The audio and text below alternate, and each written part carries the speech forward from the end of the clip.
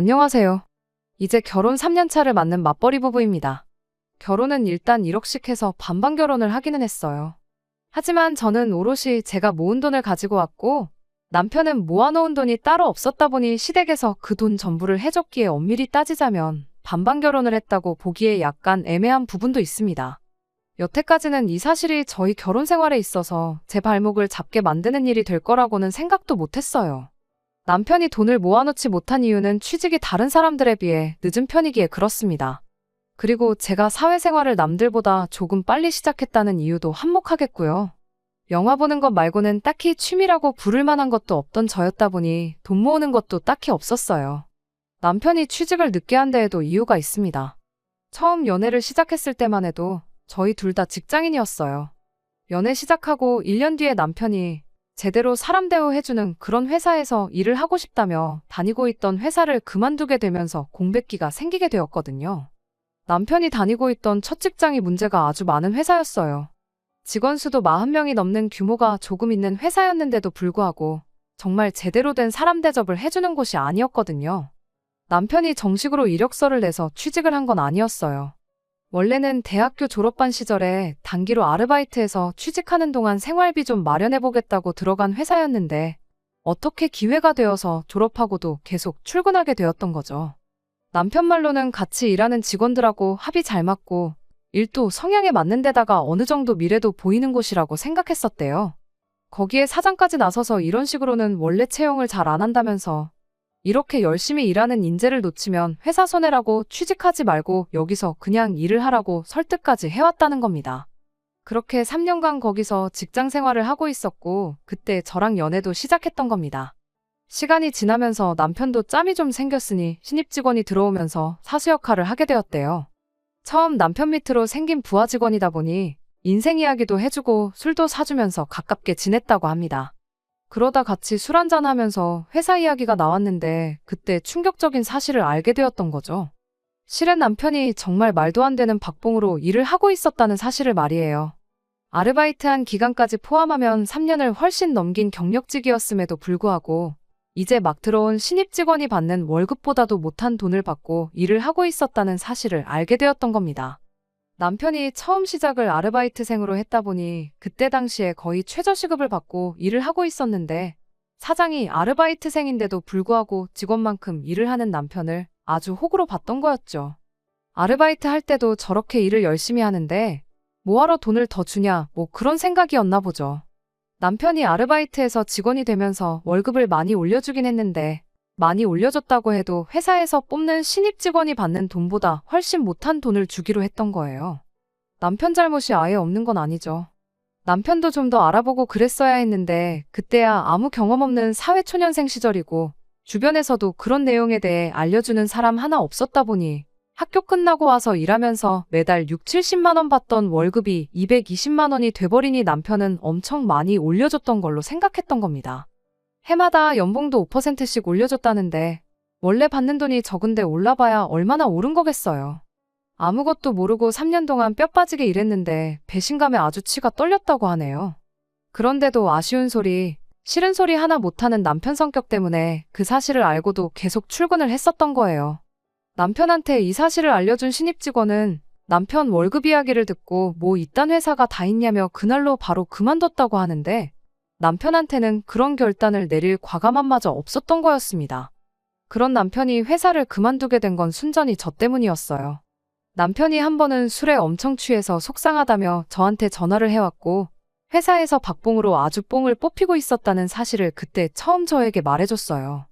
저도 이야기 듣기만 해도 피가 거꾸로 솟는 기분이었는데 당사자인 남편은 오죽했겠나요.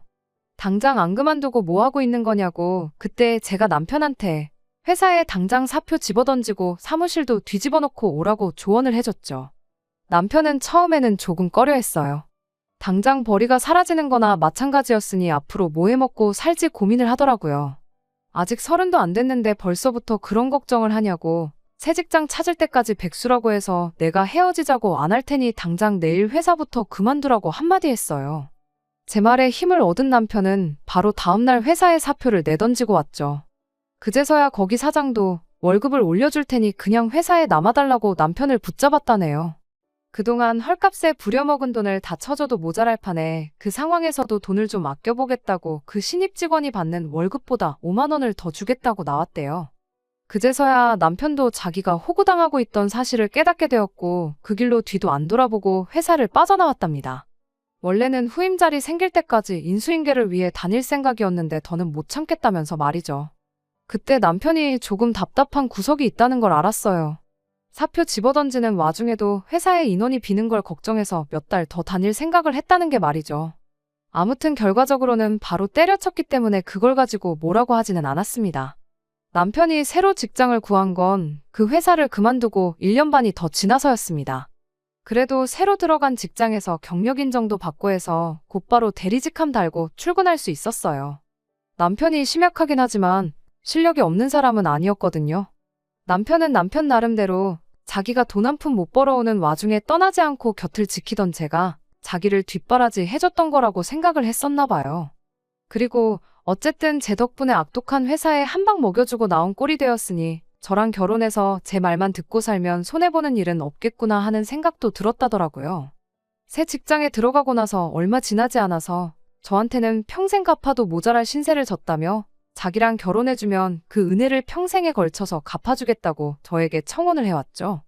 그리고 그렇게 저는 남편과 결혼을 하게 되었습니다. 연애하는 동안은 아무 문제가 없었거든요.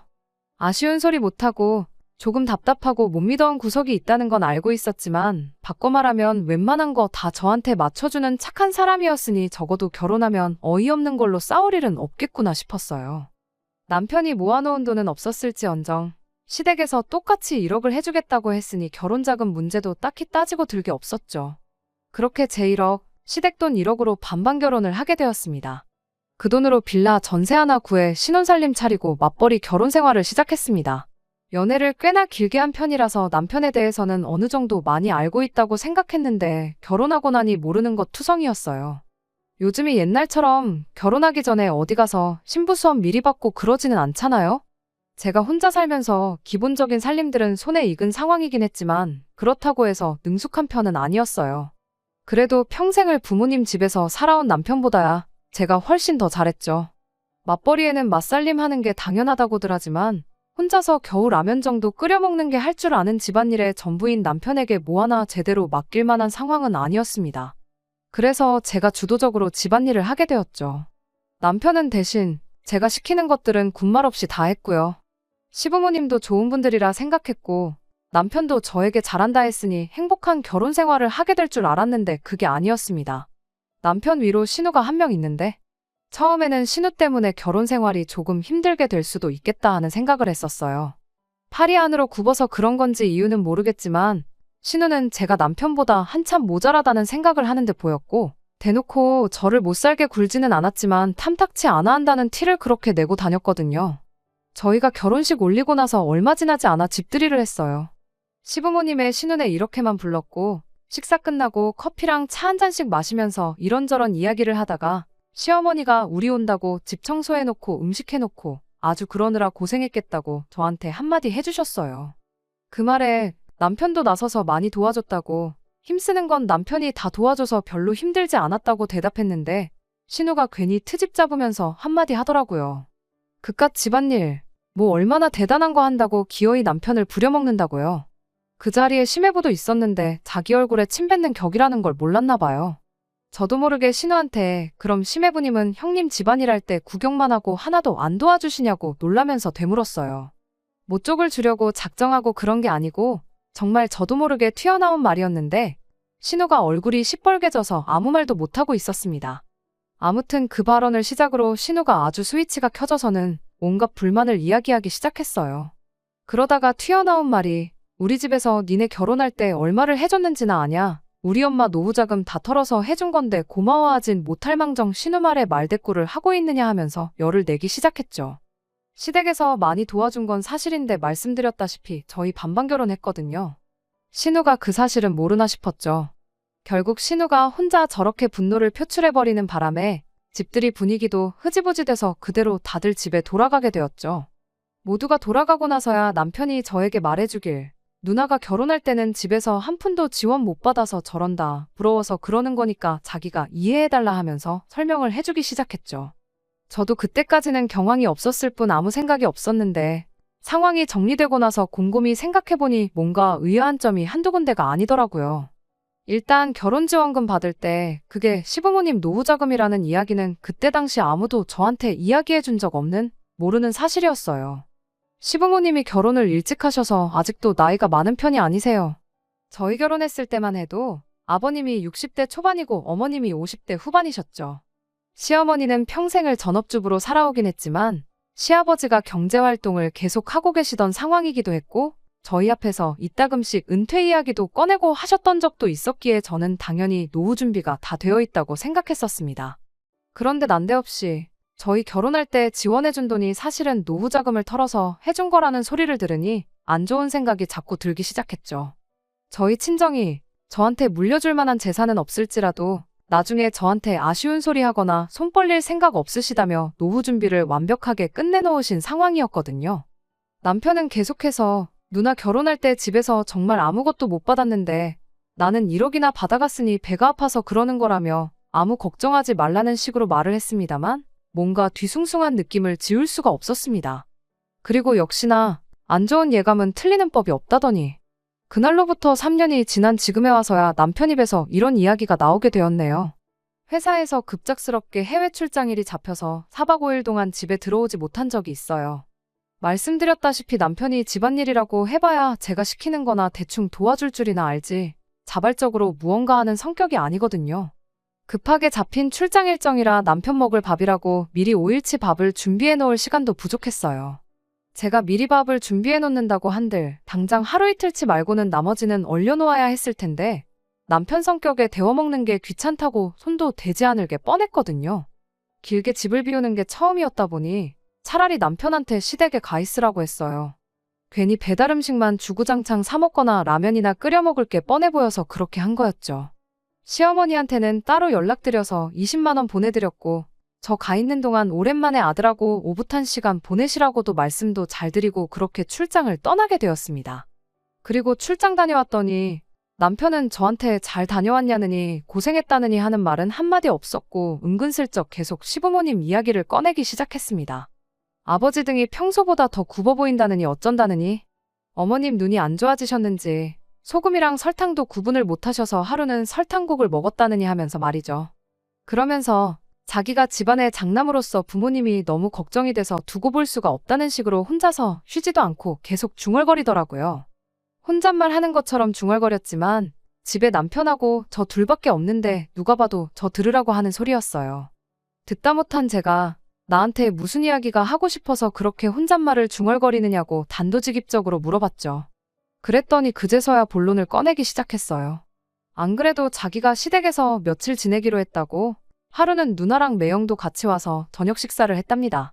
그리고 그때 신우가 이제 부모님도 연세가 연세인데 언제부터 모시는 게 좋을런지 그런 이야기를 꺼냈다고 하더라고요. 시아버지가 은퇴를 앞두고 계시긴 했지만 두 분 다 아직 정정하셨거든요.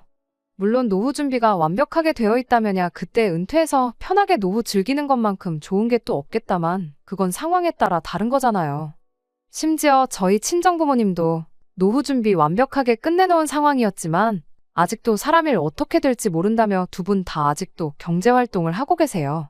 평생 사무실에서 펜만 굴리시던 친정아버지도 정년퇴직 후에 놀고만 있을 수 없다며 아는 분 가게 나가서 청소도 도와주고 굳은 일 마다하지 않고 그러면서 생활비를 벌고 계시거든요. 예전이야 환갑이었지. 요즘 100세 시대라는데 아직 두 분 다 정정하시고 일할 거리 찾는다면 얼마든지 찾을 수 있을 텐데 왜 벌써부터 합가 이야기를 꺼내느냐고 남편한테 대놓고 물어봤어요. 그랬더니 남편이 저보고 왜 이렇게 공감 능력이 떨어지냐며 혼자 열을 내더라고요. 아직 합가하자고 말을 꺼낸 것도 아닌데 뭐 그렇게 예민하게 구냐며 눈치를 주기 시작했습니다. 그러면서 저한테 한다는 소리가 시부모님이 우리 집에서 같이 살게 되면 그만큼 이득 보는 게 많은 거 모르냐고 따지더라고요. 이득은 무슨 이득이냐고 했더니 어머님이 같이 살게 되면 나중에 우리 아이 태어나면 애도 대신 봐주실 거 아니겠냐고 그것만 해도 제 월급에 애 봐주는 사람 구하는 것까지 생각하면 달에 500만 원은 이득을 보는 거랍니다. 그것뿐이겠냐며 어머님이 살림도 대신 다 해주실 거 아니겠냐며 그것도 한번 계산을 해보라는 거예요. 하루에 하는 집안일을 2시간씩만 잡아도 우리 시급으로 계산하면 그것도 달에 200만 원은 좋게 될 거라면서 말이죠. 그리고 어차피 내가 집안의 유일한 아들이니 나중에 가면 부모님 모시고 살게 될 게 당연한 건데 당장 내일부터 모시나 나중에 가서 모시나 달라질 게 뭐가 있냐고 하더군요. 마치 저한테 선택권이라고는 없다는 듯이 딱 잘라서 말을 하더라고요. 평소에 언변이 그렇게 좋은 사람이 아닌데 입에 모터가 달린 것 마냥 따다다 쏘아대는 걸 보니 누가 보면 미리 연습이라도 한 줄 알겠다 싶더라고요. 그래서 남편한테 나는 시부모님 모시고 살 생각은 추호도 없다 말하고 남편이 주장하는 합가를 해야 하는 이유에 대해서 하나씩 조목조목 반박해줬습니다. 당신 말 맞다나 시어머니가 살림해주고 나중에 아이 태어나고 애 봐주시고 그러는 거 생각해보면 분명히 도움이 되는 건 맞는 말이다만 앞뒤가 맞지 않는 거 아니냐고요. 시부모님 모시고 살고 싶다는 이유가 여태껏 고생하신 부모님 이제 좀 편하게 해드리고 싶어서 그런 거 아니냐고요. 그런데 집안일 전체를 어머님한테 떠맡기는 것도 모자라 황혼육아까지 시키려는 거냐고요. 굳이 모시고 살지 않아도 어머님은 어머님대로 지금 시댁에서 집안일 혼자서 하고 계시는 거 아니냐고. 그런데 육아까지 떠넘겨버리면 어머님은 오히려 2배로 더 힘들어지는 거 아니냐고 물었죠. 역시나 남편은 그 부분은 생각을 못한 건지 쩔쩔매면서 횡설수설 하더라고요. 그러면 퇴근하고 와서 우리가 하면 되는 거 아니냐는 어이없는 대답을 하더라고요.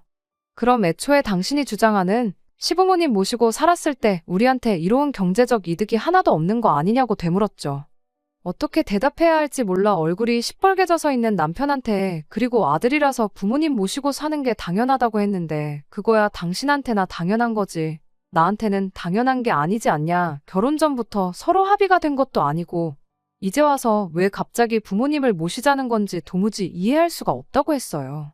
제 말에 남편은 아무 대답도 못하다가 부모님이 노후 자금이 없는데 그럼 두 분은 어떡하라는 거냐 따지고 들더라고요. 그제서야 왜 합가 이야기를 난데없이 꺼냈는지 이유를 알게 되었죠. 그런 이유 때문에 시부모님을 모시고 살아야 되는 거라면 나는 더더욱이 그렇게 하지 않겠다고 대답했습니다. 할 말이 없어진 남편은 화를 내면서 그럼 나랑 결혼은 왜 했냐고 성질을 부리네요. 언제부터 이렇게 자기 주장 내세우며 고집 부리는 사람이었는지 연애 3년에 결혼 3년 가장 가까이서 지켜봐왔던 그 사람이 맞나 싶어요. 제 말만 들으면 앞으로 손해보고 살 일은 없겠다며 결혼하자고 해놓고서는 왜 가만히 있는 저를 시부모님 노후 따위는 신경도 안 쓰는 그런 나쁜 며느리를 만드는지 싶네요. 정말이지 결혼지원금 한번 잘못 받았다가 졸지에 팔자에도 없던 시집살이를 하게 생겨서 정말 답답합니다. 어떻게 딱 잘라 말해야 남편도 고집 그만 부리고 포기할런지 뭐 좋은 방법이 없을까요? 정말이지 여러 가지 생각에 잠기게 만드는 하루입니다. 후기입니다. 좀 더 빨리 후기를 보내드리고 싶었는데 경황이 없어서 이렇게 모든 일 마무리 짓고 나서야 이렇게 후기를 보내드리게 되었습니다. 결론부터 말씀드리자면 남편과는 이혼하고 각자 갈 길 가기로 했어요. 아들이면 부모님 모시는 거 당연한 거라 했으니 아마 남편은 소원대로 시부모님 모시고 살게 되겠죠. 사실 그건 궁금하지도 않아요. 남편하고는 그날부터 냉전 상태에 돌입했는데 아침이면 아침마다 퇴근하면 퇴근한 대로 저한테 생각 좀 해봤냐며 계속해서 시부모님을 모시고 살 것을 강요해왔습니다. 그런데 알고 보니 이 모든 일에 배우의 신우가 개입하고 있었다는 사실을 알게 되었어요. 하기야 싫은 소리도 한마디 제대로 못하던 사람이 자기 고집 부리고 저러는 데는 다 이유가 있을 거라고 생각했어요. 저는 당연히 합가 대상인 시부모님이 뒷배라고 생각했고 부모님 뜻에 거역할 수 없으니 남편이 저렇게 강하게 나오는 거라 생각했는데 알고 보니 시부모님이 아니고 신우가 문제였네요. 몇 번이고 합가를 물어오는 남편 말에 언젠가부터 저는 싫다는 대답도 안 하고 그냥 무시로 일관하고 있었습니다. 남편도 더 이상 자기 능력으로는 제 마음을 돌려낼 수 없다고 생각했는지 하루는 퇴근길에 신우를 데리고 저희 집으로 찾아왔어요. 남편 입에서 나온 게 다 신우 머리에서 나온 이야기였을 테니 신우라고 뭐 별게 있었겠나요. 드라마 재방송하듯이 남편이 했던 말 그대로 이야기를 꺼내더군요. 시부모님 노후 자금으로 결혼했으면 당연히 모시고 살아야 하는 거 몰랐냐고요. 이 상황에 손이 신우라고 해서 예의 차리고 그럴 생각도 없어서 저도 말하는 것마다 따박따박 제 할 말을 다 했습니다. 반반 결혼했는데 그 돈이 시부모님 노후 자금이건 빚을 내서 해준 거건 무슨 상관이냐고요. 막말로 사실 내가 결혼할 때 가지고 온 돈도 내 돈이 아니고 친정부모님 노후자금이었다고 우기면 어떻게 할 거냐고 따져물었죠. 그러면 저도 친정부모님 노후자금으로 결혼한 게 되는 거니 당장 내일부터 친정부모님도 이 집으로 모셔오면 되는 거냐고요. 신우는 말로는 안 되겠으니 억지를 부리더라고요. 출가 외인 이야기를 꺼내면서 친정보다 시댁이 먼저라는 소리를 꺼내더군요. 자기도 따지고 보면 며느리면서 출가 외인 이야기가 하고 싶나 싶더라니까요. 그래서 저도 출가 외인이면 출가 외인답게 친정일에 신경 끄고 형님이나 알아서 잘하라고 했어요. 당장 형님도 시부모님 모시고 사는 것도 아니면서 무슨 자격으로 남의 집 일에 감나라 배나라 하고 있냐고요. 그제서야 신우도 억지 부린다고 제가 호락호락 넘어갈 사람이 아니라는 걸 깨달았는지 조건을 걸어오면서 회유를 시작하더라고요. 그리고 이 합가 사태가 이렇게 갑작스럽게 그것도 신우의 주도하에 일어나게 된 진짜 이유를 알게 되었습니다. 시부모님이 살고 계신 빌라가 요즘 시세로 2억 정도 한다고 하더라고요. 그리고 자기는 저희 결혼할 때 남편이 지원받은 만큼 꼭 받아야 적성이 풀리겠답니다. 그러면서 조건을 제시하길 시부모님 집을 팔아서 그 돈을 정확하게 반반씩 나누자고 하더라고요. 그러면 저도 1억이 생기는 거니 손해는 아니라면서요. 하지만 여기에는 큰 함정이 있었죠. 속이 뻔히 보여서 함정이라고 할 것도 없어요. 시부모님 집을 팔면 시부모님은 어디 가서 사느냐 따져물으니 당연히 니네가 모시고 살아야지 이러고 있더라고요. 고작 1억 받자고 제가 앞으로 못해도 30년 평생을 시부모님 모시고 살겠다고 하겠냐 물으니 저보고 피도 눈물도 없는 년이라며 그럼 우리 엄마 아빠 길바닥에 노숙이라도 하라는 거냐며 욕짓거리를 쏟아붓더라고요.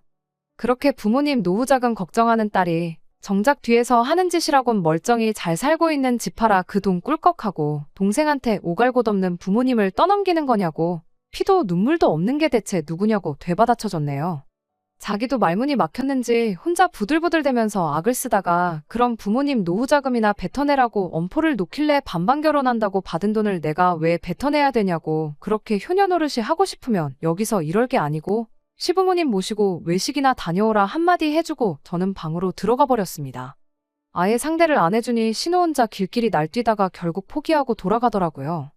그 와중에도 차비 쓰기가 싫었는지 남편 보고 태워다 달라더군요. 남편은 거기서 속도 없이 신우를 집까지 데려다주고 왔습니다. 이걸로 끝났더라면 이혼까지는 안 했을 텐데 차 안에서 신우한테 무슨 소리를 듣고 온 건지 집에 돌아온 남편이 다짜고짜 오냐오냐 해줬더니 시댁 무서운 줄 모르고 가장인 나도 우습게 보는 거냐며 2차전을 시작하는 겁니다. 이쯤 되니까 돌이킬 수 없는 데까지 왔구나 하는 생각이 들었습니다. 남편을 설득해놓으면 신우가 와서 저러고 신우의 말을 무시하면 남편이 와서 저러는데 모르긴 몰라도 이게 앞으로 펼쳐질 제 결혼 생활이라는 게 안 봐도 뻔하더라고요. 이미 저는 시부모님 사정이 어떻게 되었든 간에 길바닥에 내몰면 내몰았지. 모시고 살 생각은 추호도 없는 그런 사람이 되어 있는데 여기서 제가 뭘 더 어떻게 해야 하나 싶어서 그 자리에서 포기해버렸어요. 남편한테 원하는 대로 신우한테 결혼할 때 받은 돈도 돌려주고 시부모님도 모시고 살라고 한마디 해줬죠. 분위기 파악을 못하는 건지 남편은 제가 이제서야 자기 말을 듣는 건 줄 알고 입이 귀에 걸려서 웃더라고요. 언제쯤 오시라고 하면 되겠냐, 방은 어떤 방을 정리하면 되겠냐 혼자 들떠서 신이 나 있더라고요. 아무 때고 당신 원할 때 하면 되고 안방을 들여도 되니 알아서 하라고 했습니다. 그리고 저는 방에 들어가서 제 짐을 꺼내기 시작했죠. 남편은 내일 당장 모시는 거 아니니 천천히 하라고 아직도 착각을 하고 있더라고요. 그 길로 남편한테 나는 일단 친정에 가 있을 테니 서류 준비되는 대로 만나서 재산 분할은 어떻게 할 건지 정확하게 정산 한번 해보자고 했습니다. 반반 결혼했고 똑같이 맞벌이 했으니까 정확하게 절반 나눌 거고 정확한 정산은 나중에 날 잡아서 한 번에 하자고 말했습니다. 그제서야 제가 무슨 말을 한 건지 눈치를 챈 남편이 그게 무슨 소리냐며 얼굴이 죽상이 되더라고요. 나는 시부모님 모시고 살 생각이 없고 그렇다고 당장 당신 누나가 되었든 당신 부모님이 되었던 간에 내 피 같은 돈 1억을 넘겨줄 생각도 없으니 내가 빠져주는 거라고요.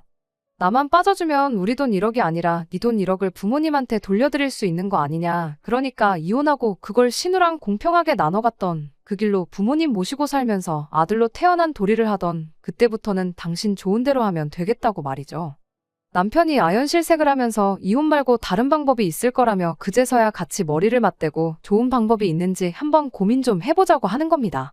그래서 어디 한번 지금 이 상황에 이혼보다 더 좋은 방법이 있는지 지금 당장 말해보라 그랬어요. 시간 넉넉히 줄 테니까 천천히 생각해보라고 말이죠. 신우랑 한통속이라 저러는 거지. 남편도 합가를 하던가 생돈을 날려야 하는 말도 안 되는 양자택일을 강요받고 있다는 사실을 알고는 있던 건지 아무 말도 못 하더라고요. 결국 좋은 방법이라고 내놓은 아이디어가 어차피 우리 맞벌이 하고 있고 아이도 없으니 경제적으로 어려울 게 없지 않냐면서 앞으로 매달 100만 원씩 신우한테 보내주잡니다. 그러면 4년이면 5천만 원이지 않냐고. 그렇게 하면 시부모님도 모실 필요 없고 따지고 보면 누나도 똑같이 5천씩 받은 꼴이 되는 거니 더 아무 말 없지 않겠냐면서요. 당신 지금 누나한테 돈을 주고 싶은 거냐? 시부모님 모시고 싶다고 한 거 아니었냐고 반문했더니 아무 대답도 못하고 멍하니 저만 쳐다보고 있길래 그냥 그 길로 짐 싸서 친정으로 향했습니다. 다음 날이 돼서 남편도 아니고 신우도 아닌 시어머니한테 전화가 왔어요. 모르는 척 하는 건지 진짜 모르는 건지는 모르겠지만 이 상황이 시부모님과 상의가 되었던 게 아니라는 걸 알게 되었습니다.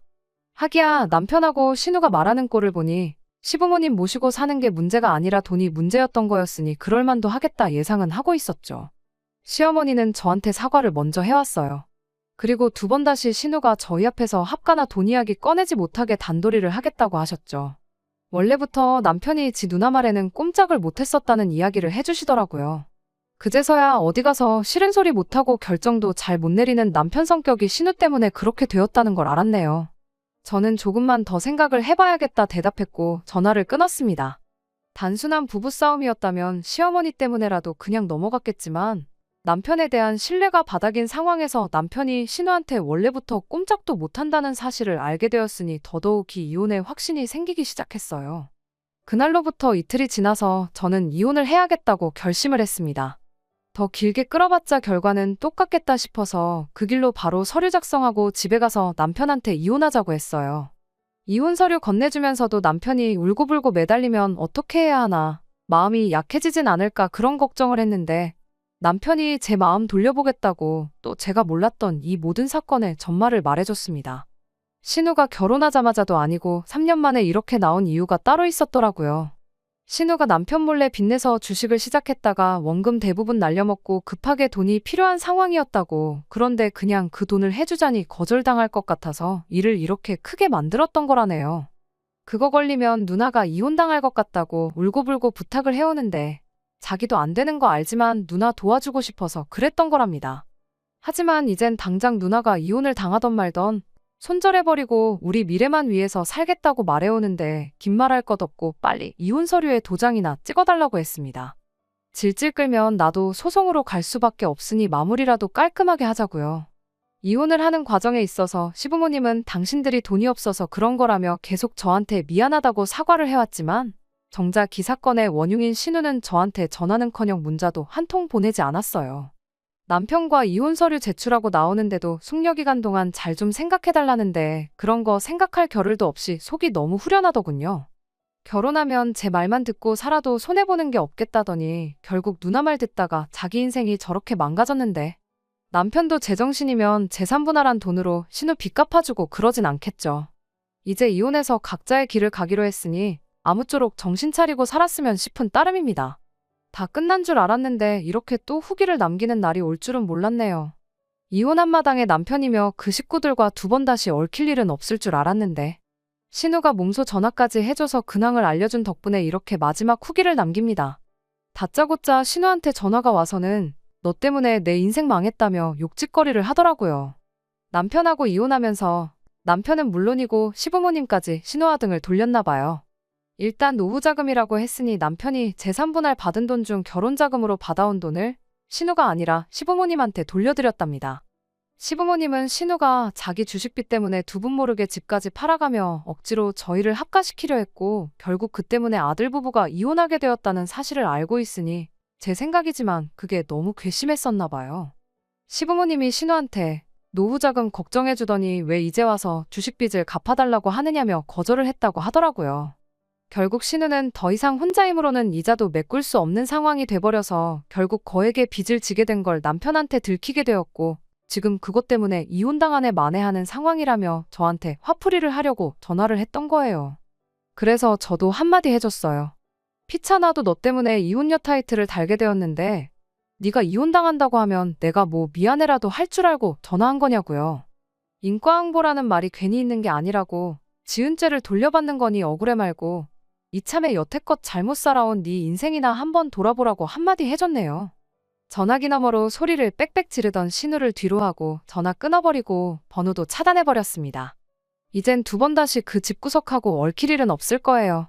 적어도 이혼의 원흉이나 마찬가지였던 신우 인생의 말로가 저렇게 처참하게 되었다는 거나 위안 삼으려고요. 댓글로 응원해주신 분들께 모두 감사드리며 저는 이번에는 진짜로 작별 인사를 드려야겠습니다. 끝까지 들어주셔서 감사합니다. 오늘의 사연은 여기까지입니다. 구독과 좋아요, 알람 설정 부탁드리고 더 좋은 사연으로 다시 찾아뵙겠습니다. 감사합니다.